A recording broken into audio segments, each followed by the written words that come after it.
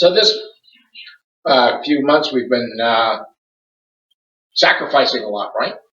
And I was kind of thinking about what is sacrifice. And in Leviticus it says this in 1 verses 1 through 5. It says, "The Lord called Moses and spoke to him from the tent of the meeting.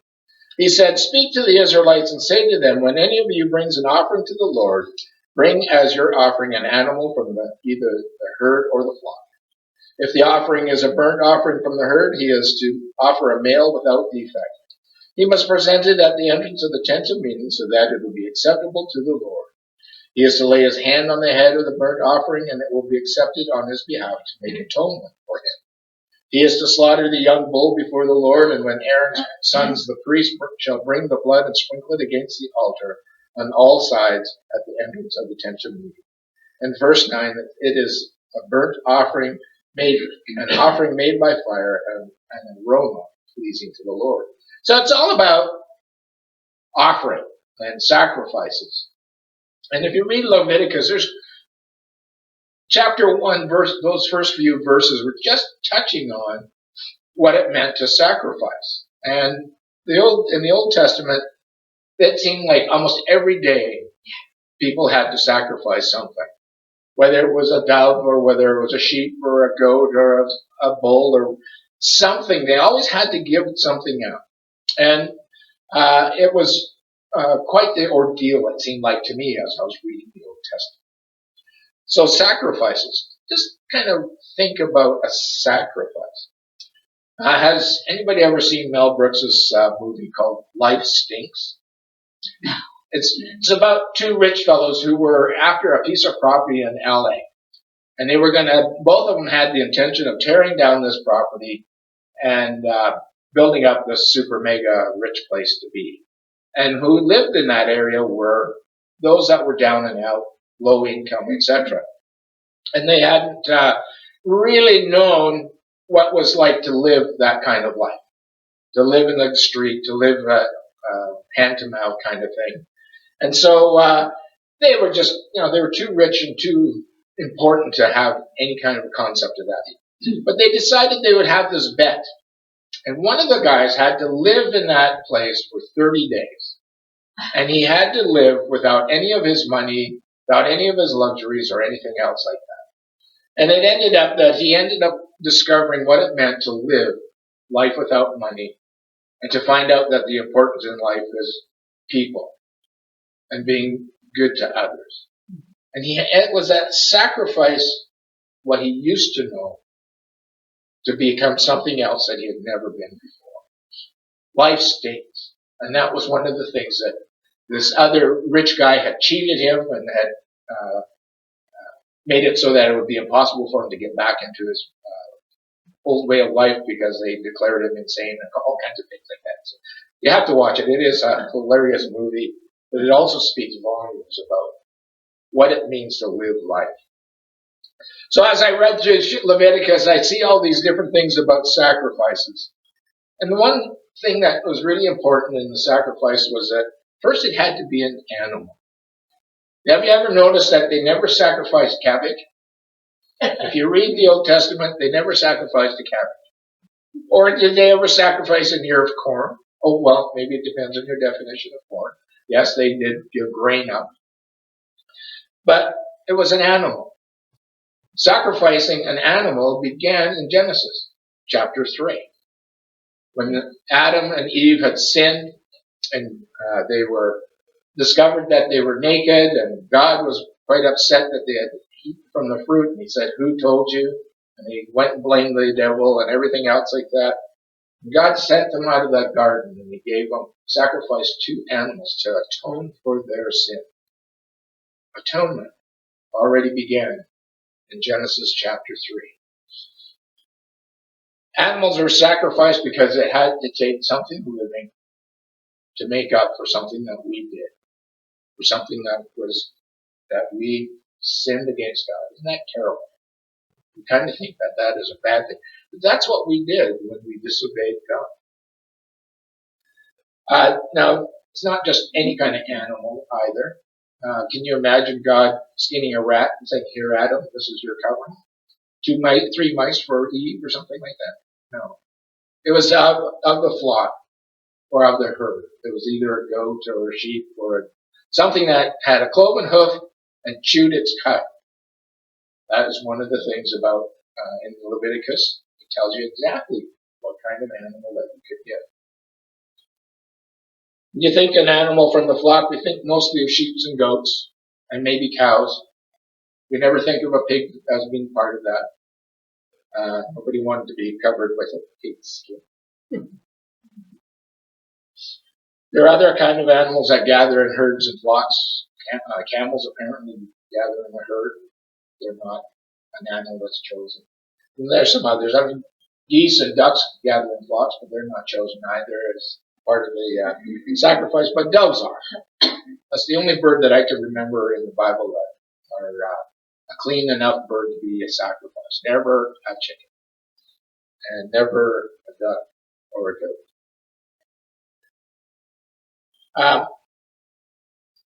There's a stipulation that helped Moses understand what the animals were to be.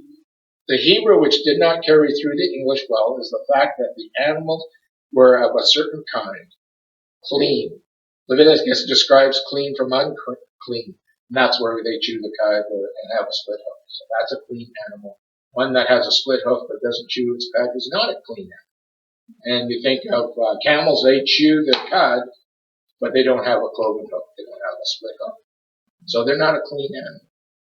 So they were not part of it. And there's some others too. The pig is a split hoof, but he doesn't chew his cud. So that's why a pig was never taken. In chapter 1, we don't know those definitions, and yet we know that because Moses took extra clean animals on the ark.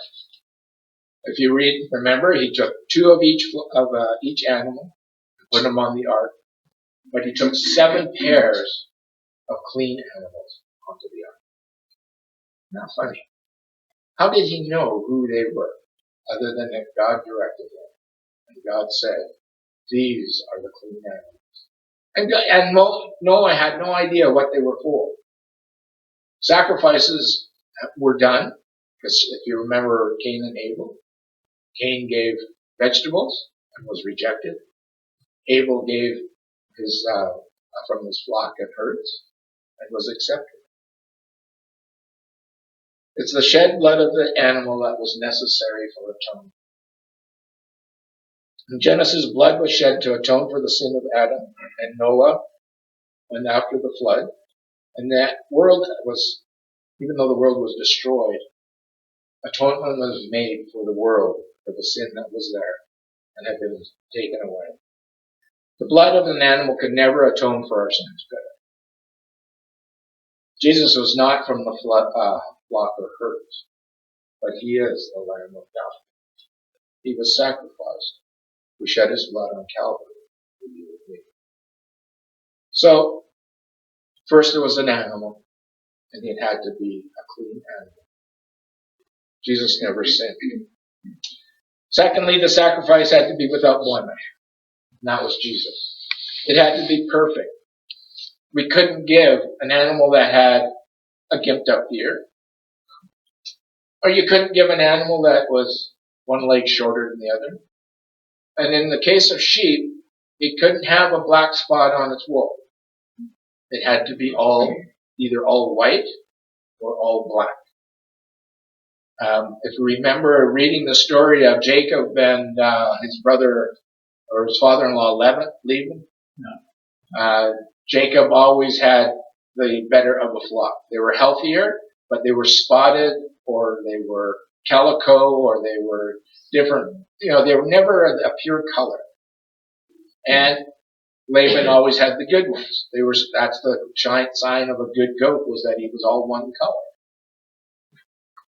And those goats were the ones that would have been taken into the temple to be sacrificed. And so we can see on the outside. Same with the cow. They had to be without, I think a Holstein would still be accepted, even though it is black and white. But it couldn't have one horn shorter than the other. Or it couldn't have a bad leg. Or it couldn't have a cough. It had to be perfect. When God created the earth, he made everything perfect. There was nothing made that was imperfect. We may look at each other and say, "Look, they're missing a few things." We may not be the most perfect person, but that's what we can see only on the outside.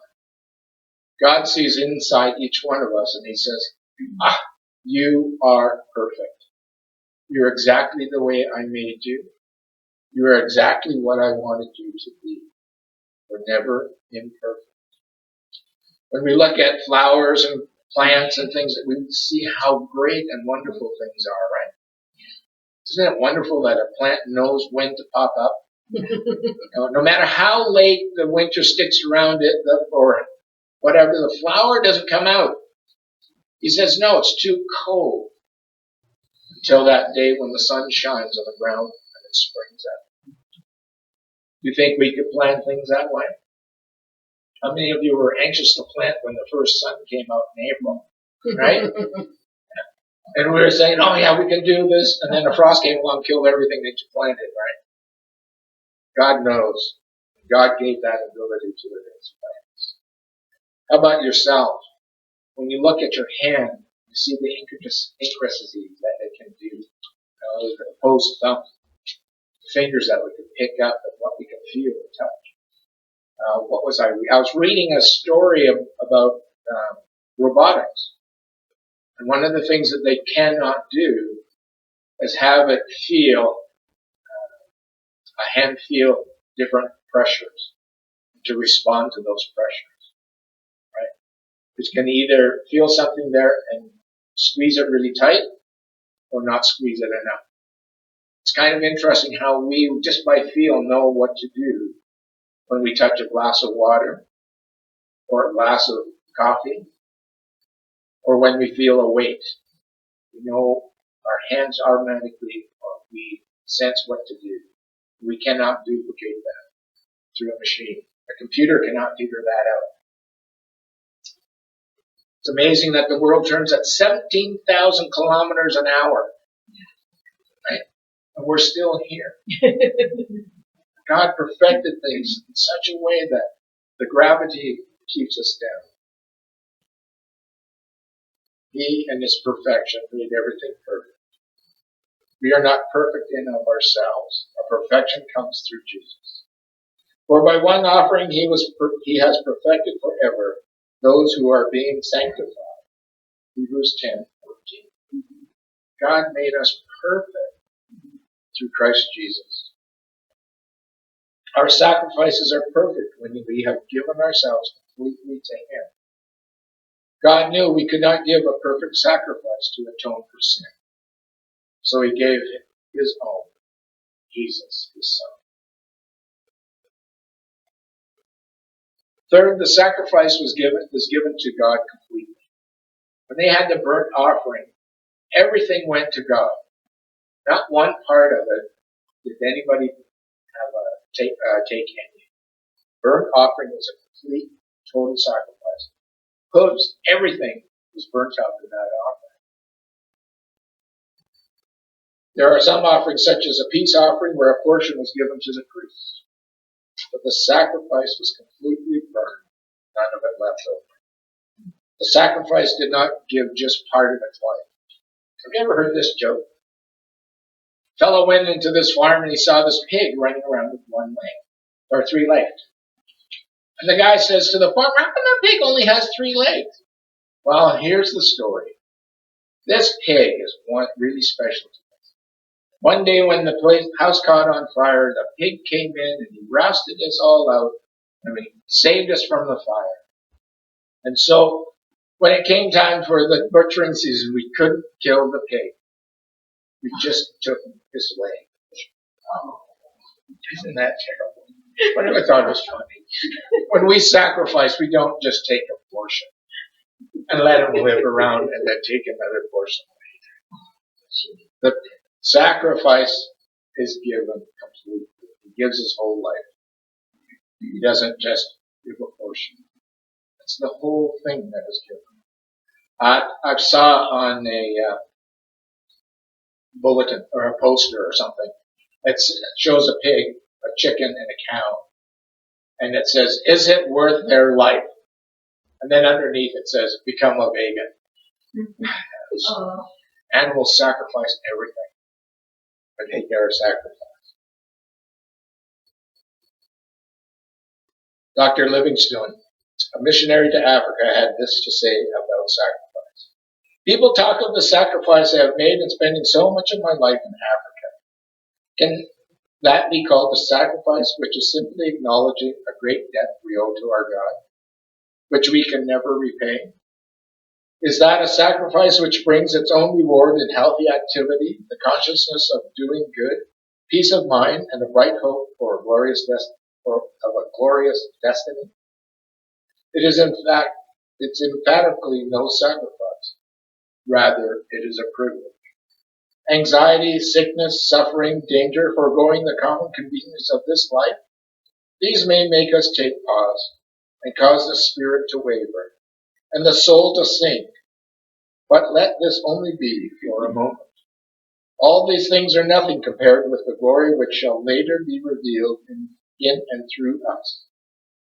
I never made a sacrifice. Of this we ought not to talk.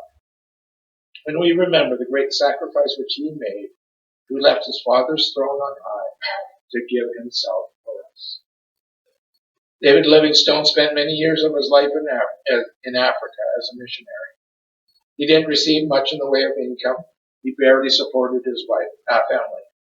His wife died as an indirect result of the sacrifice he made on foreign fields. He sacrificed fame that would have made him rich. He could have received all kinds of glory and fame for the discoveries he made while traveling through Africa.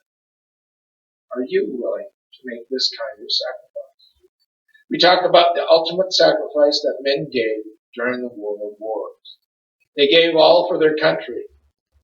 The country hardly knows who they are. Jesus said, no greater love has a man for another except that he lay down his life.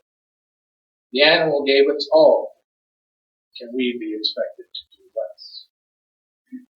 Finally, the sacrifice is to be pleasing and acceptable before God. When we burn with zeal, is it a pleasing aroma? We're all pumped up to do things for God. When we burn ourselves out, saying that we are doing this all for God, is it a good smell to him? Or will it be like burning rubber, choking and stenching in our nostrils? Do you have a sweet incense mixed with your sacrifice? What sacrifice will please God the most? What would you be able to give that would please God the most? Paul said it this way. I beseech you, therefore, brethren, by the mercies of God, that you present your bodies a living sacrifice, wholly acceptable to God, which is your reasonable service. And do not be conformed to this world, but be transformed by the renewing of your mind, that you may prove what is good and acceptable and perfect will of God. Romans 12:1-2.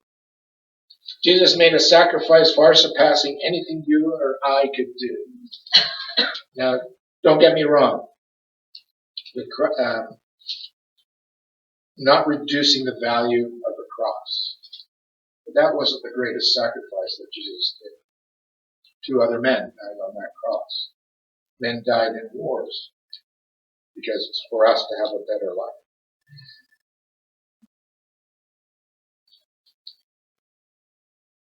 He was beaten. So were Peter and Paul and other Christians. That isn't the sacrifice that God gave. I believe that the sacrifice Jesus gave was more than just those things. It includes that crucifixion and the beating.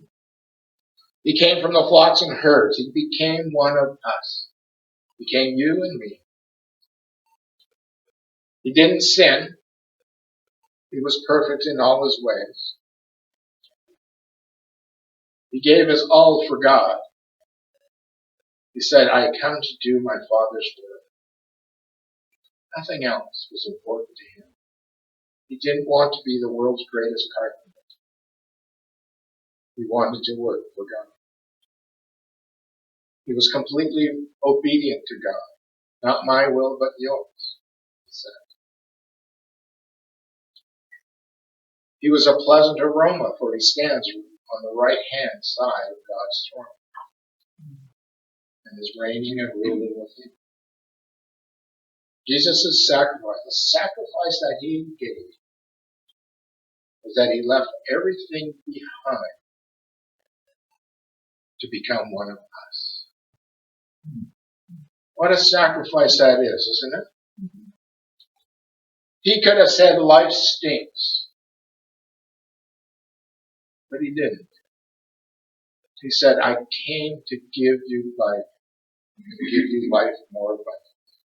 He loved us so much, he gave up everything to live among us, to feel like us, to have our emotions, to suffer like us. He gave up all power, everything, to become poor and homeless. That was the ultimate sacrifice that God gave. He lowered himself below the angels and became one of us. Our perfect sacrifice is Romans 12. I urge you, brothers, in the view of God's mercy, to offer your bodies as living sacrifices, holy and pleasing to God. This is your spiritual act.